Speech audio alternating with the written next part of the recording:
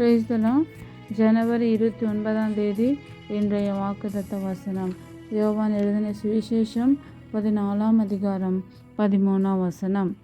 என் நாமத்தினாலே எதை கேட்பீர்களோ அதை செய்வேன். கர்த்தராகிய இயேசு கிறிஸ்துவின் நாமம் வல்லமையுள்ள நாமம், அதிகாரமுள்ள நாமம். ஆண்டவராகிய இயேசு கிறிஸ்து தம்மை தாமே தாழ்த்தி இந்த பூலோகத்துக்கு வந்து நமக்காக சிலுவையில் மரித்து உயிர்த்தெழுந்தார்.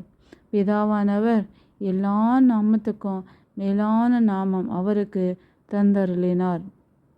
வானத்தின் கீழே பூமியின் மேலே இயேசு கிறிஸ்துவின் நாமமே அல்லாமல் வேறு நாமத்தில் ரட்சிப்பு இல்லை. அந்த வெற்றி சிறந்த நாமத்தில் நாம் எதை கேட்டாலும் அதை அவர் நமக்கு செய்வார். நாம் எதை கேட்டாலும் பெற்றுக்கொள்ள வேண்டுமென்றால் நாம் அவர் நாமத்தை விசுவாசிக்க வேண்டும். அப்போஸ்தலனாகிய பேதுருவும் யோவானும் நசரேயனாகிய இயேசு கிறிஸ்துவின் நாமத்தில் சப்பானியை எழுப்பி நடக்க செய்தார்கள். அநேக அற்புதங்களை செய்தார்கள். இயேசு கிறிஸ்து நாமம் நேற்றும் இன்றும் என்றும் மாறாததாக இருக்கிறது. இந்த நாளிலே நாமும் கூட அவன் நாமத்தை விசுவாசித்து நம்முடைய தேவைகளை கேட்டு பெற்றுக்கொள்ள ஆண்டவர் நமக்கு உதவி செய்வாராக. ஆமேன்.